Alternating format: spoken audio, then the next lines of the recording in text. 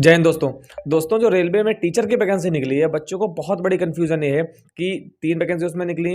Vacancy तो 16 निकली है, पर जो आपके काम की है टीचर की वैकेंसी वो मात्र 3 है। कौन कौन सी है? पीआरटी, टीजीटी और पीजीटी। आप 3 में सिर्फ अप्लाई कर सकते हैं।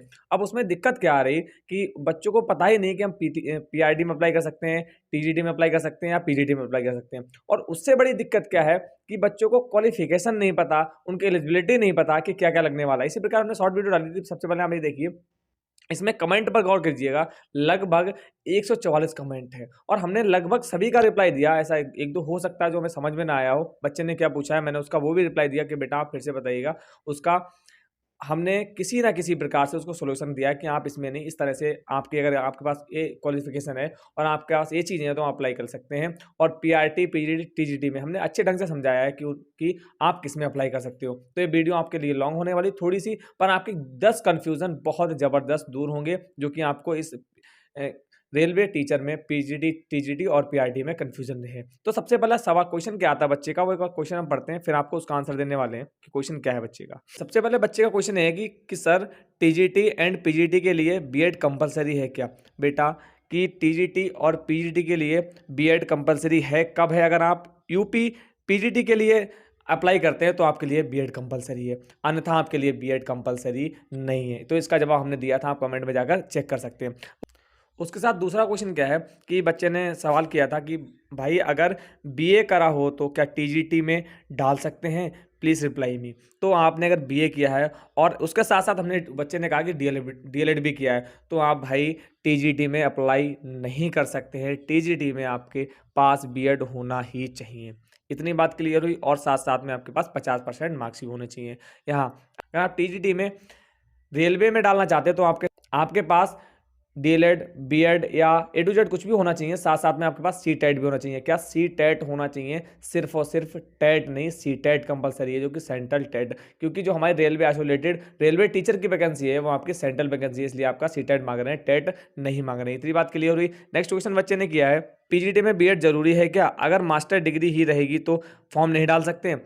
हमने आपको फिर बताया है कि जो बीएड है पीजीटी के लिए, अगर आप यूपी पीजीटी के डालना चाहते हो तो आपके लिए बीएड कंपलसरी है, अन्यथा आपके लिए बीएड कंपलसरी नहीं है। क्लियर हुआ? फिर वही क्वेश्चन रिपीट हुआ था, पर दूसरे शब्दों में रिपीट हुआ था। अब देखिए नेक्स्ट क्वेश्चन क्या है, ये आपके बहुत काम का है। क्वेश्चन क्या है कि अगर sir CTET first plus DElEd वाले पीआरटी के लिए एलिजिबल है या नहीं?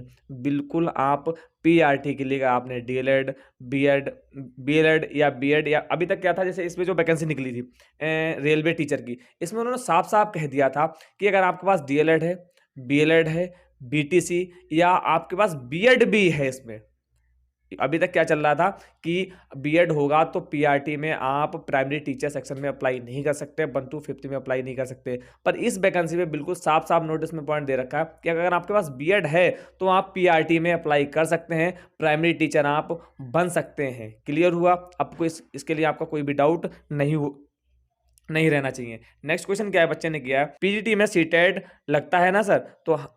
तो इस क्वेश्चन का जवाब है कि हाँ, इसमें जो आपका रेलवे टीचर की वैकेंसी निकली है इसमें आपका पीजीटी में सीटेट लगेगा, पर आपका अपर लेवल का लगेगा। कौन सा लगेगा? आपका अपर लेवल का लगेगा। क्लियर हुआ? और अगर आपके पास सीटेट का नहीं है फिर भी आप फॉर्म अप्लाई कर सकते हैं। अब बात करते हैं नेक्स्ट की। नेक्स्ट क्वेश्चन क्या है कि सर एमए सोशियोलॉजी से किया है और बीएड भी किया है तो क्या फॉर्म फिल कर सकती हूँ पीजीटी में?